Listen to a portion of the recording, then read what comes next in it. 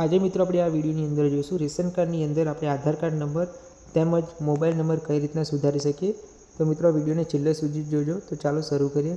સૌપ્રથમ મિત્રો તમારે ગૂગલ પ્લે સ્ટોર પર આવી જવાનું છે। અહીંયા તમારે પ્લે સ્ટોર પહેલાં ઓપન કરી દેવાનું છે। અહીંયા તમારે સર્ચ બારમાં જઈ માય રેશન કાર્ડ 2.0 એવું તમારે સર્ચ કરવાનું છે। સર્ચ કરશો એટલે પહેલું એપ્લિકેશન જોવા મળશે, એ તમારે અહીંયા ઓપન કરી લેવાનું છે, ઇન્સ્ટોલ કરી લેવાનું છે। ઇન્સ્ટોલ કરશો એટલે ઓપન કરશો તમને આવું એક પેજ જોવા મળશે।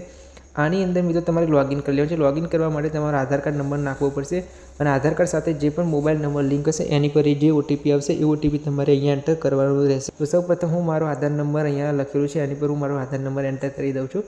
ત્યારબાદ નીચે હું સબમિટ પર ક્લિક કરીશ એટલે મારા રજિસ્ટ્રેશન મોબાઈલ નંબર પર જે પણ ઓટીપી આવશે એ ઓટીપી નાખીને આપણે લોગિન કરી લઈએ। ઓટીપી આવી ગયો છે, ઓટીપી આપણે નાખી અને એન્ટર કરી દઈએ, બરાબર છે।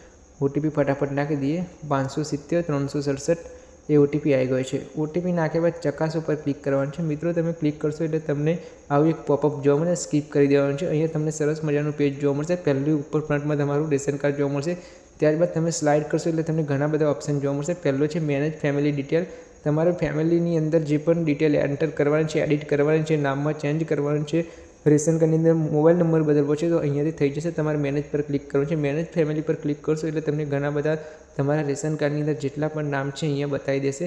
ત્યારબાદ તમને અહીં પર જમણી બાજુ દેખાશે એક પીળું અને એક આછું લીલું બટન, એની અંદર એડિટ લખેલું છે, એની પર ક્લિક કરશો એટલે તમને આવું પોપઅપ પર ક્લિક કરશો એટલે તમને એક આવું જોવા મળશે। આની અંદર તમે નામ, તમારો આધાર નંબર, તમારી ફિમેલ, તમારો ડેટ ઓફ બર્થ, તમારી જેટલી પણ લગતી માહિતી તમે અહીંયાથી એડિટ કરી અને સબમિટ કરી શકો છો। પણ અહીંયા તમારે 1 થી 9 સુધીના સ્ટેપ તમારે ફોલો કરવાના છે। જે સ્ટેપ તમે જેટલા સુધી ફોલો કરશો એટલા બધા સ્ટેપ તમારે આગળ ક્લિયર કરવાના રહેશે। ત્યારબાદ તમે સબમિટ કરશો એટલે થોડા જ દિવસોની અંદર તમારું ફોર્મ એપ્લિકેશન સબમિટ થઈ જશે અને તમારું જે પણ તમારી ડિટેલ છે એ ઓલરેડી અપડેટ થઈ જશે, બરાબર છે મિત્રો। તો આ રીતના તમારે આવી રીતે કરવાની છે। ત્યારબાદ તમે બેક કરશો એટલે તમને અહીંયા રેશન કાર્ડ જોવા મળશે। તમારી જોડે જો રેશન કાર્ડ ના હોય તો આ રેશન કાર્ડને તમે ક્લિક કરશો એટલે ફ્રન્ટ અને બે બાજુ તમે રેશન કાર્ડ જોવા મળશે, તમારે ડાઉનલોડ કરી લેવાનું છે અને તમારે પ્રિન્ટ કરી લેવાનું છે।